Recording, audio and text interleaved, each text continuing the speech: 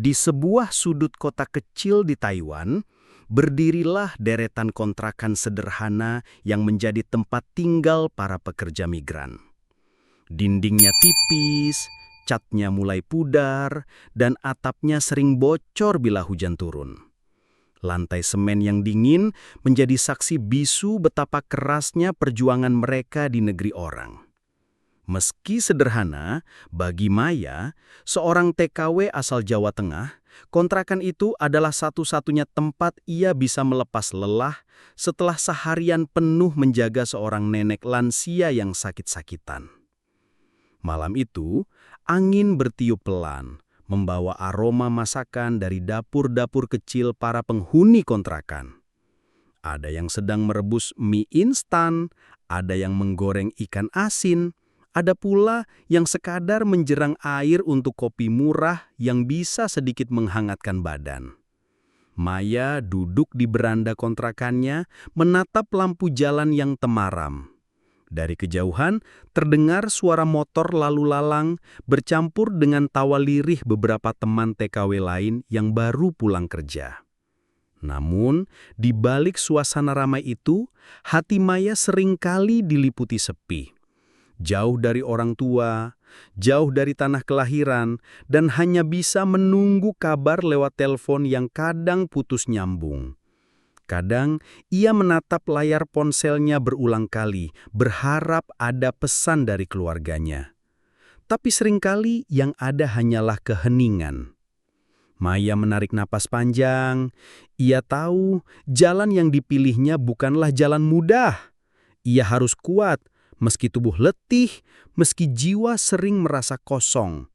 Baginya, setiap malam di kontrakan sederhana itu bukan sekadar waktu untuk beristirahat, melainkan juga waktu untuk menguatkan hati, agar esok bisa kembali bekerja demi orang-orang yang ia cintai jauh di kampung.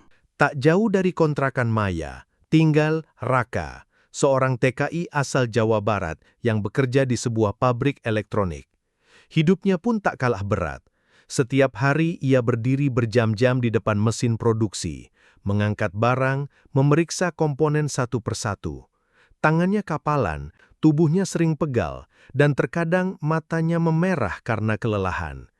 Namun setiap kali pulang, ada satu hal yang membuat rasa letihnya sedikit menguap. Melihat Maya duduk di beranda dengan wajah teduh, menatap lampu jalan, atau sekadar memegang ponsel di tangannya. Pertemuan pertama mereka sebenarnya sangat sederhana. Malam itu, kompor listrik di kontrakan Raka mendadak rusak. Ia memberanikan diri mengetuk pintu kontrakan Maya, meminta izin meminjam kompor sebentar. Maya, yang saat itu sedang merebus mie instan, hanya tersenyum ramah. Tanpa ragu, ia mempersilahkan Raka masuk. Dari obrolan singkat tentang makanan, keduanya mulai menemukan kenyamanan. Sejak malam itu, mereka lebih sering bertemu.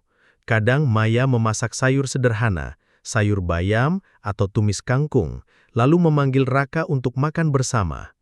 Kadang, sepulang kerja, Raka membawakan buah dari pasar malam, jeruk, apel, atau pir, dan meletakkannya di meja kecil kontrakan Maya. Dari kebersamaan kecil itu, tumbuh percakapan panjang tentang kampung halaman, tentang orang tua, juga tentang mimpi mereka masing-masing.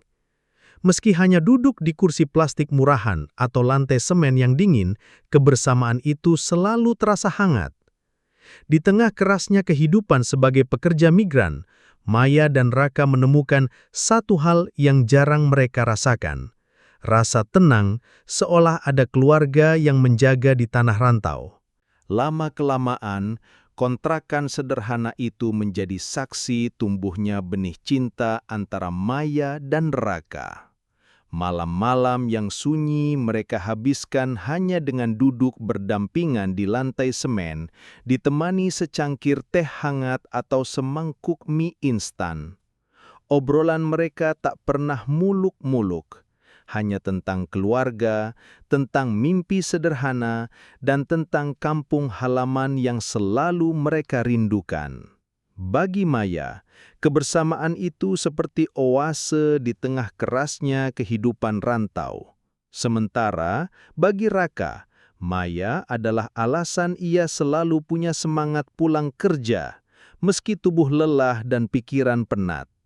Mereka sama-sama tahu, cinta di tanah orang bukan hal mudah, tapi entah bagaimana, hati mereka tetap menemukan jalan.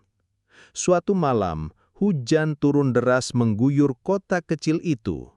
Angin menampar jendela, dan dari atap kontrakan bocor, air menetes perlahan hingga membuat genangan kecil di lantai.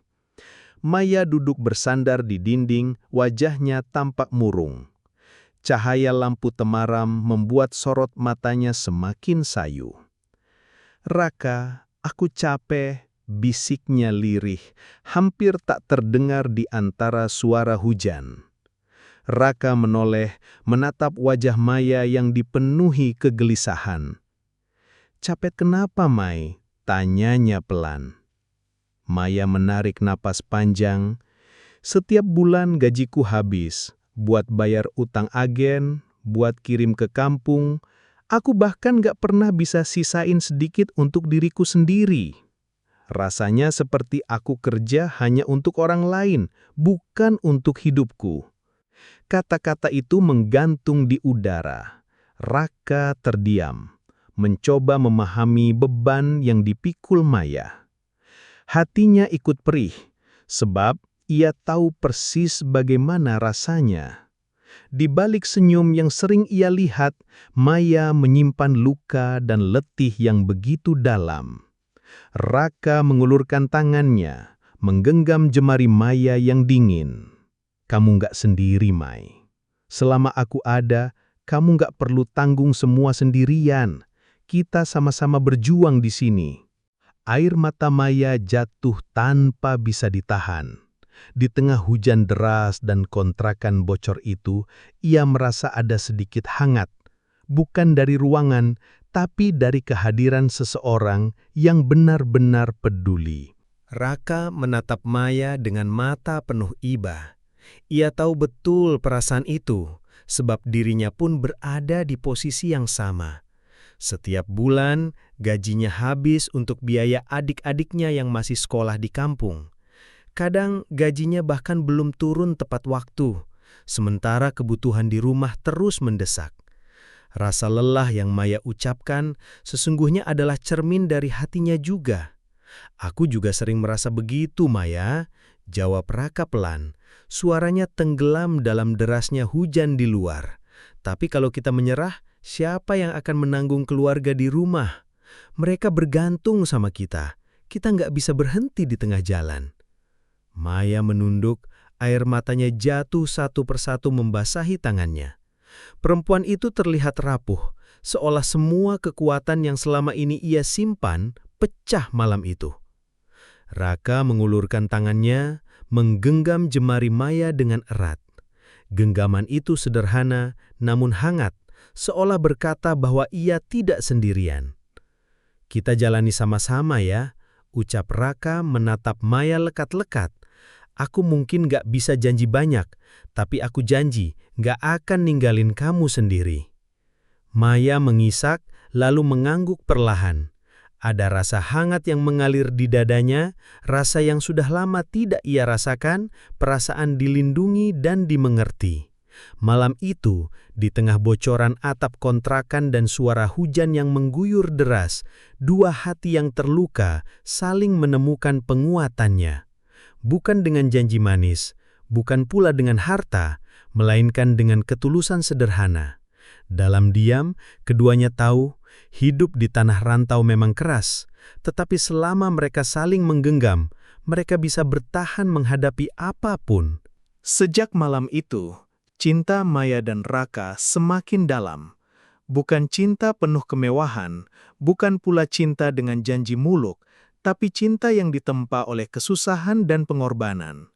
Mereka belajar bahagia dari hal-hal kecil, dari nasi bungkus murah yang mereka bagi berdua setelah gajian, dari tawa kecil saat listrik kontrakan padam, dan mereka hanya ditemani lilin seadanya, hingga dari pelukan hangat ketika rindu pada kampung halaman terlalu menyakitkan untuk ditahan sendirian. Namun, hidup di tanah rantau tak pernah bebas dari ujian. Suatu siang, kabar mendadak menyebar, aparat Taiwan sedang menggelar razia besar-besaran di kawasan kontrakan pekerja migran. Suasana pun berubah kacau. Orang-orang berlari, pintu-pintu kontrakan dibanting tertutup, sebagian bersembunyi di balik gudang dan lorong-lorong kecil. Maya yang saat itu sedang pulang kerja ikut panik. Napasnya memburu, langkahnya terburu-buru hingga hampir terjatuh. Dalam kepanikan itu, tangan Raka yang sigap meraih dirinya, menarik Maya masuk ke gang sempit yang gelap. Mereka berlari, terengah-engah, jantung berdegup kencang. Dari kejauhan, terdengar suara aparat yang semakin mendekat, membuat tubuh mereka bergetar ketakutan. Di tengah situasi mencekam itu, Raka menatap Maya dengan sorot mata yang tegas. "Aku nggak peduli seberapa sulitnya hidup di sini," katanya dengan suara terputus-putus karena kelelahan.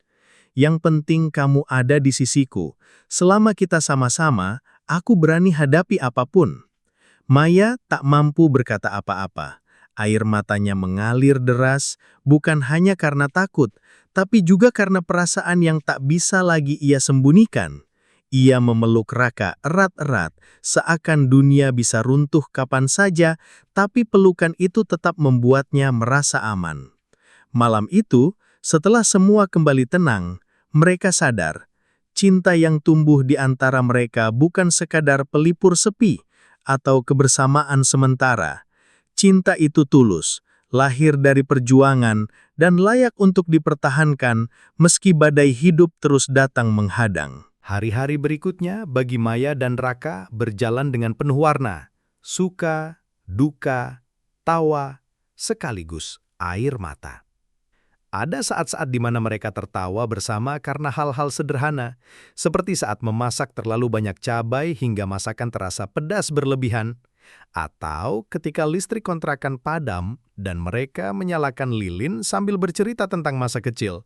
Namun, ada pula saat-saat di mana mereka saling diam karena pertengkaran kecil, biasanya dipicu oleh rasa cemburu atau lelah yang menumpuk. Meski begitu, setiap pertengkaran selalu berakhir dengan saling minta maaf, dengan genggaman tangan yang kembali erat, dan janji untuk tidak saling meninggalkan. Kontrakan sempit dengan lampu redup dan dinding tipis itu, bagi orang lain mungkin hanya bangunan sederhana yang nyaris roboh. Tapi bagi Maya dan Raka, tempat itu adalah rumah kecil yang penuh makna. Sebuah ruang yang menyimpan tawa, doa, rindu, dan cinta yang tumbuh perlahan namun pasti. Bagi mereka berdua, cinta bukanlah soal janji manis yang sering diucapkan tanpa arti, atau hadiah mahal yang hanya menyenangkan sesaat. Cinta adalah ketika dua hati yang sama-sama lelah karena beban hidup masih bisa saling menguatkan. Cinta adalah ketika dua anak rantau, jauh dari keluarga dan kampung halaman, bisa menemukan rumah dalam diri satu sama lain. Dan di kontrakan Taiwan yang sederhana itu, cinta mereka bersemi. Bukan cinta yang penuh kemewahan, melainkan cinta yang lahir dari ketulusan, dari kesabaran, dari luka yang sama-sama mereka tanggung. Cinta yang hangat, tulus, dan penuh harapan. Harapan bahwa suatu hari nanti, setelah semua perjuangan selesai, mereka bisa pulang bersama, membangun rumah di tanah kelahiran, dan hidup berdampingan sebagai keluarga yang utuh. Cinta sejati bukan tentang kemewahan, tapi tentang kesetiaan dan saling menguatkan, bahkan dalam kontrakan sederhana di tanah rantau.